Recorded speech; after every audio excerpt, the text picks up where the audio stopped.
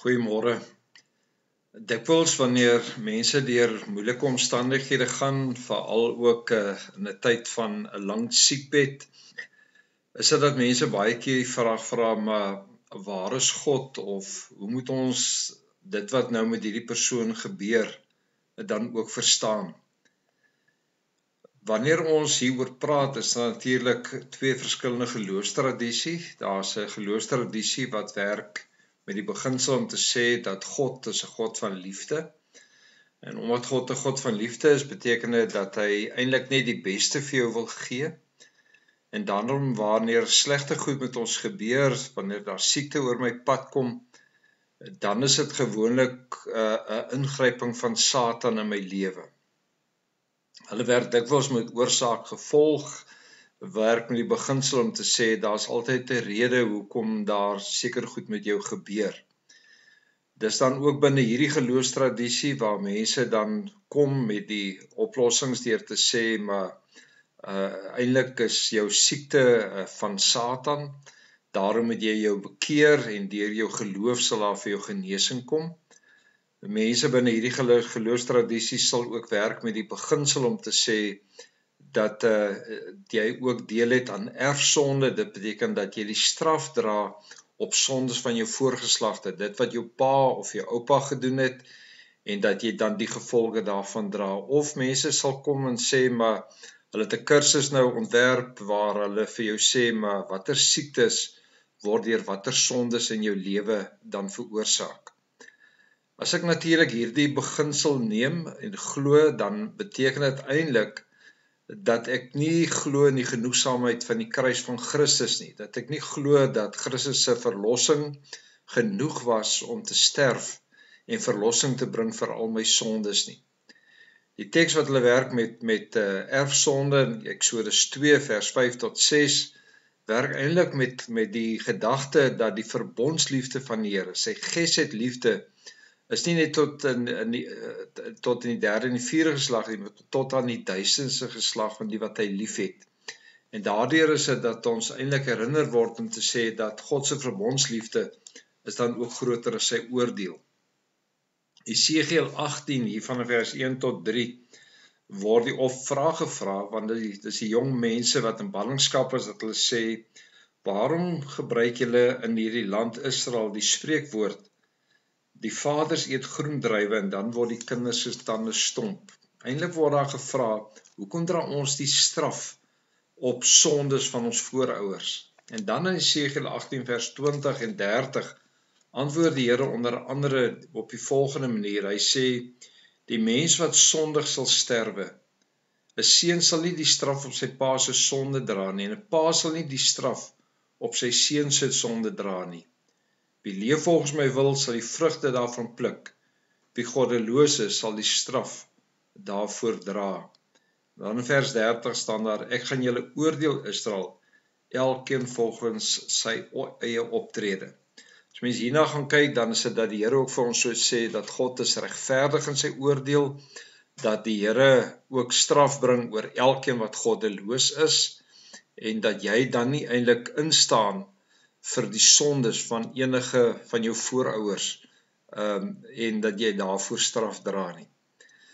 Wat belangrik is die vraag dan nou, maar hoe kyk ons na lyding, hoe kyk ons na siekte? Natuurlik is dit dat die sondeval gemaak het, dat daar broosheid in die wêreld ingekom het, dat die dood het ingekom, daar's siekte, daar's lyding, daar's ongeregtigheid. En die troos wat die Bybel vir ons gee is dat die Here vir ons herinner om te sê, maar onthou net dat in alles wat met ons gebeur, ook in die leef van die werklikheid van hierdie brose wêreld waar ons staan, dat God in beheer is van ons lewe, dat die Here ons lewe beskerm, dat niemand ons uit God se hand sal ruk nie, en dat dit die Here is wat ons elke dag voorgaan op ons lewenspad. Ook wanneer ons na die boek Job gaan kyk, sien ons dat Job eintlik alles verloor in sy lewe, en hoe dat hy eintlik worstel oor die vraag is, waar pas God in met dit wat nou met hom gebeur het? Ons lees byvoorbeeld in Job 1 vers 1 tot 3, dan staan daar in die land was daar 'n man met die naam Job. Hy was vroom en opreg en het God gedien en die kwaad vermy. En dan word vertel vir ons van al die besittings wat hy gehad het. Maar ek dink wat belangrik hier is dat wanneer die woord oor Job praat, dat die Here vir ons kom sê, Job se verlies wat hy ervaar het, was nie op grond daarvan dat hy gesondig het nie. Want in die oë van die Here was hy 'n vroom en opregte mens wat die Here geken het. In vers 6 staan daar, op 'n dag het die hemelwesens voor die Here kom staan en die Satan was ook onder hulle. Toe vra die Here vir hom, waar kom jy vandaan? En die Satan antwoord die Here, ek het die wêreld deurkruis. Die Here vra toe vir die Satan, en my dienaar Job, het jy hom gesien? Sy gelyke kry jy nie op aarde nie. Hy is vroom en opreg, hy dien my en vermy die kwaad. So as 'n mens die boek Job lees, dan hoor ons elke keer hoe Job nie gesondig het nie, hoe Job worstel met God, maar hy worstel eintlik by die vraag van, hoe pas God in dit wat nou met my gebeur in my lewe?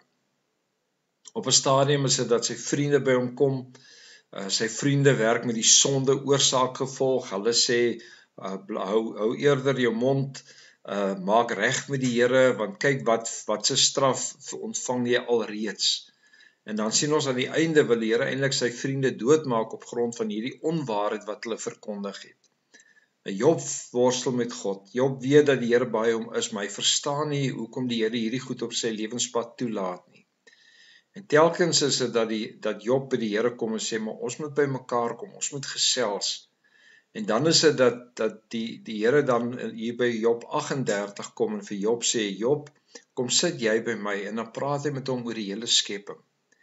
En dan ontdek Job dat hierdie almagtige en groote God, wat sy skepping in sy hand hou en dit vorm en dit lei, is dieselfde Here wat ook in beheer is van sy lewe. En daarin vind hy sy berusting. En die wete dat God hom nie gestraf het nie, dat God nie sy rug op hom gedraai het nie, maar dat die Here nog steeds God is en dat hy nog steeds in sy lewe teenwoordig is en vir hom help en lei. So wanneer jy deur moeilike tye gaan, wanneer jy deur 'n lang siekbed gaan, is dit dat die Here vir ons kom herinner om te sê, in die leef binne die brose, wat ontstaan het as gevolg van die sondeval, want die lewe gebeur met ons, is die hand van die Here oor elkeen van sy kinders. Hy versorg ons, hy help ons, en hy lei ons.